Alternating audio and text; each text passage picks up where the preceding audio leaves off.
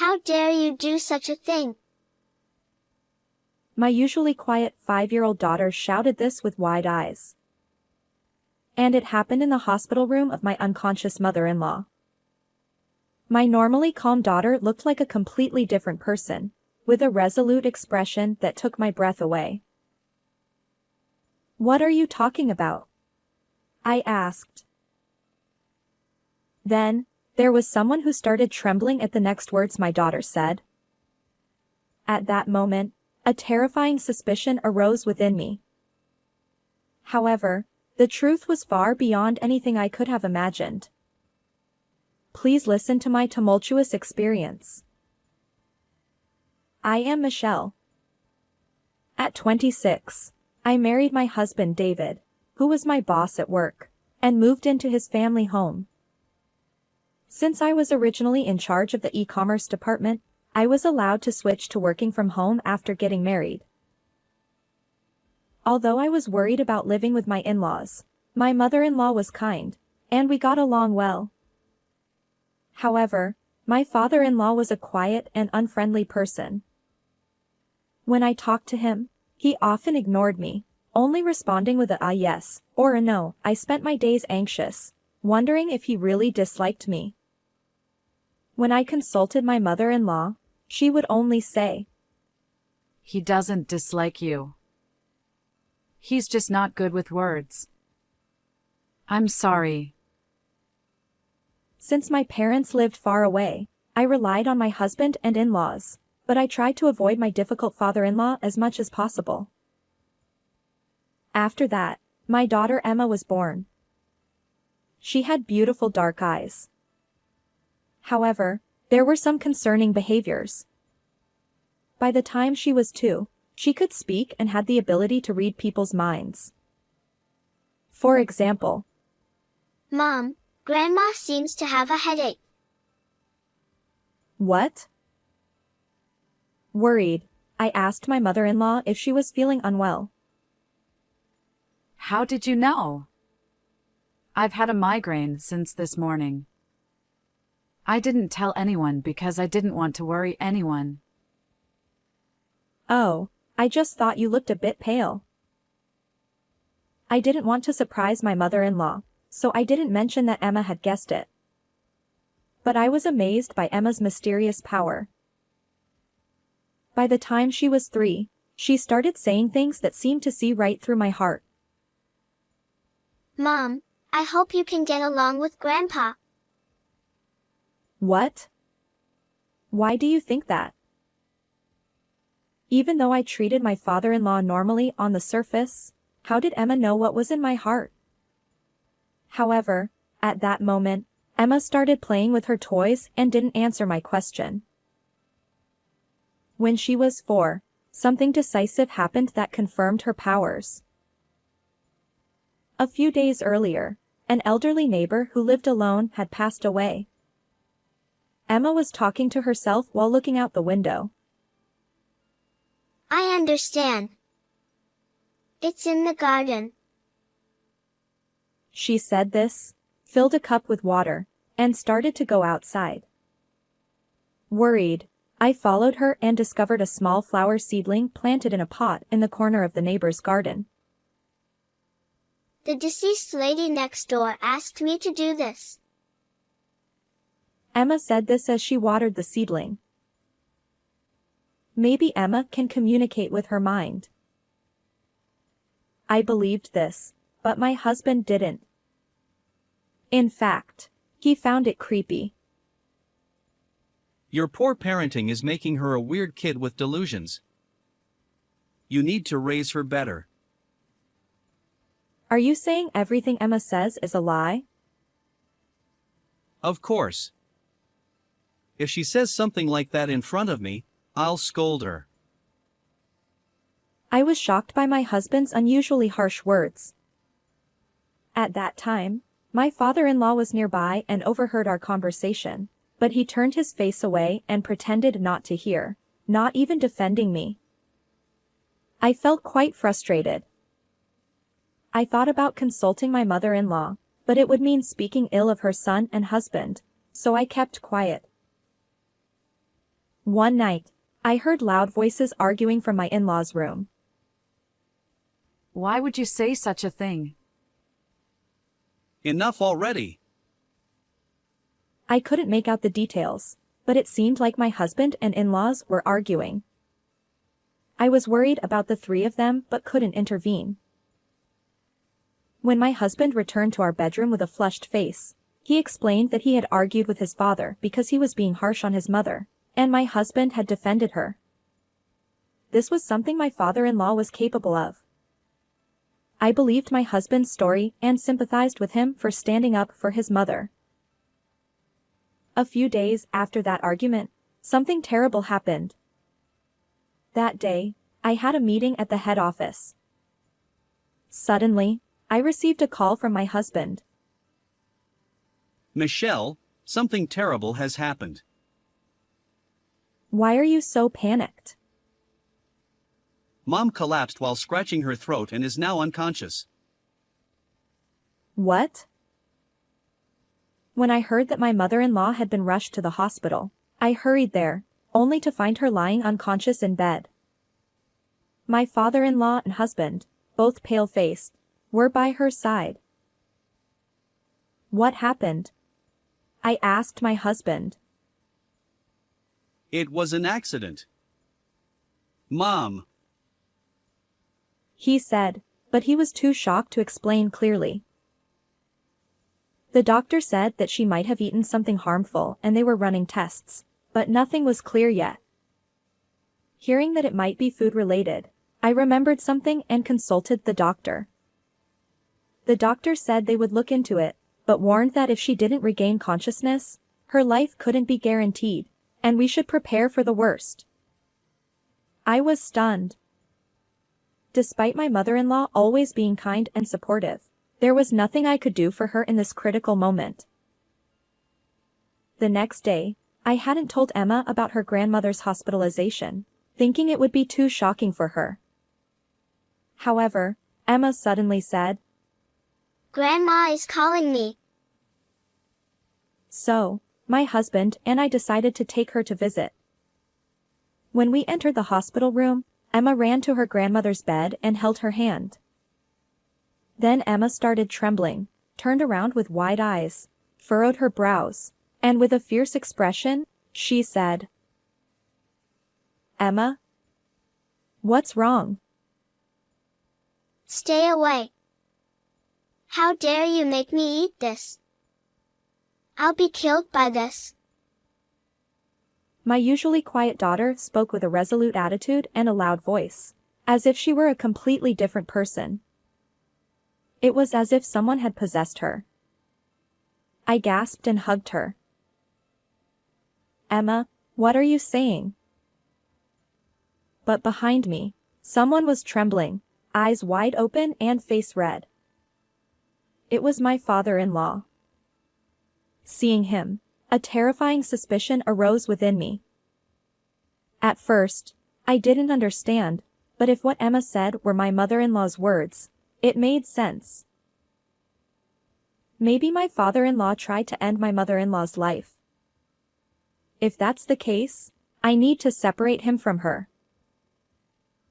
I tried to seek help from my husband, but when I looked at him, he was also pale and trembling. Moreover, he pointed at Emma and shouted. Who is she? He screamed, horrified, and left the room. I was confused. Then, Emma continued speaking. Mitch, you know. I was shocked by what she said. The only person who calls me by the nickname Mitchie is my mother-in-law. And the content of what she said was unbelievable. But I learned the truth and vowed to take revenge on the person who had wronged my kind mother-in-law. Michelle, what is going on? My father-in-law demanded, closing in on me. Just then, the police, who had been notified by the hospital, arrived and took my father-in-law away for questioning. Please wait. I'll get to the bottom of this. I decided to return home to uncover the truth. However, I didn't want to put Emma in danger, so I left her with a close mom friend. When I got home, I found my husband packing. "Where are you going?" I asked. He didn't answer and continued packing frantically. "You don't need to run away, do you? Your dad has been taken by the police. And your mom's life is in danger." What? Really? David was momentarily surprised, but then I noticed a slight smirk on his face. He turned to me with a serious expression. So, it was Dad who tried to take Mom's life. Actually, it was Dad who prepared the meal for Mom when she was bedridden with a headache. I'm sure he put poison in it. I understood why my father-in-law had started trembling. He must have realized that the food he prepared was the cause and was terrified. I see. But maybe it wasn't poison. Perhaps it was something in the food that triggered her allergy? David's face twitched for a moment. "I'll have the hospital check it out," Don't do anything unnecessary? he muttered. According to Emma, my mother-in-law had eaten the food prepared by my father-in-law and had an allergic reaction, making it hard for her to breathe. My mother-in-law had a rare allergy to a specific protein in crabs. Since crab wasn't a common part of our daily meals, it usually wasn't an issue, but if she accidentally ate it, she would experience severe symptoms like nausea and difficulty breathing. Only my father-in-law, David, and I knew about this. I informed the doctor about this to help with the treatment, but I kept it a secret from my husband. It must have been Dad. He probably did it for Mom's inheritance. David exclaimed. My mother-in-law was the only daughter of a wealthy family, and my father-in-law had no rights to the inheritance. I spoke to my husband with a big smile. I see. But if your dad tried to end your mom's life, he would lose the right to inherit. Oh. So all of your mom's assets would go to you? Lucky you. That's right. I'll be rich. This will clear all my debts. I'll make sure you and Emma live a luxurious life. Great. I'm so happy. I've always wanted to live a life of luxury. But do you think your dad will admit to what he did? When I murmured this with concern, David's eyes narrowed sharply, and the corners of his lips curled into a sinister smile. It was as if he was enjoying the next move. That's why you need to testify, Michelle. Say that Dad put crab in the food. I see. So I just need to lie. Exactly. You're quick to understand. That way, Dad will lose his right to the inheritance, and he'll end up behind bars. I pretended to go along with my husband's plan. He smiled, satisfied, thinking he had me on his side. But I was getting closer to the truth. But your mother might survive with the hospital's treatment. You thought you'd become rich, but if she lives, it won't happen. Don't worry. I'll secretly put this in her mouth at the hospital. David showed me a bottle of powder. Is that crab powder? Exactly. I put this in the food too.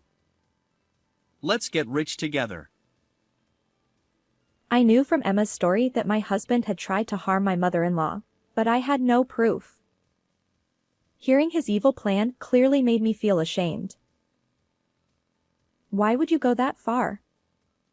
You would eventually inherit her estate anyway. Because she wouldn't listen to me. I asked her to help pay off my debts, but she told me to solve it myself. Parents are supposed to help their children. believing I was on his side, my husband started talking about what he had done. According to him, the argument between the three of them was about my husband demanding the inheritance from my mother-in-law, and my father-in-law defending her. David had embezzled company funds and fallen victim to an investment scam. Desperate to fix the situation, he planned to use his mother's assets. However, my mother-in-law refused, thinking it wouldn't help him in the long run, leading to the argument. I see. Now I understand everything. I have your confession, so I'm going to report you to the police. What? What are you talking about, Michelle? This is our chance to get rich. I told David that I had recorded our conversation. In fact, I had only been playing along to get his confession. I coldly told him, I don't need money. I can't betray my kind mother-in-law. And honestly, I've lost all respect for you. You tricked me. In that case, I'll make sure you can't talk either.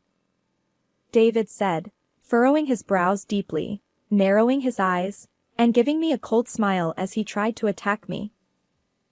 I shouted at him. Stay away. This conversation is connected to a friend. What? No way. I need to get out of here. David hurriedly grabbed the packed bags and tried to flee. Actually, when I left Emma with my mom friend, I had explained the situation and asked for her help. I had kept my phone connected during the conversation with David. Then, I heard the sound of police sirens, alerted by my friend. No way. David let out a pathetic cry as he tried to escape through the back door, but he tripped and fell face-first onto the floor. He hit his face hard, causing his nose to turn red and bleed. He clung to me, looking pitiful with snot, tears, and drool all over his face. Michelle, please, help me. Tell the police that the culprit is Dad. David's appearance was miserable. I have no intention of helping you. Reflect on your actions behind bars. No. David was taken away, crying loudly. Serves you right, I said, watching him with contempt. After that, David was found guilty.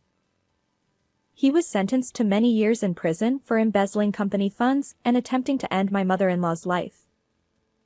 He also lost his right to inherit my mother-in-law's estate as a disqualified heir. With compensation to the company and debts to pay, a difficult life awaited David even after his release. Of course, I divorced him and demanded $20,000 in alimony and $150,000 in child support. I am now living with my in-laws and Emma, the four of us together.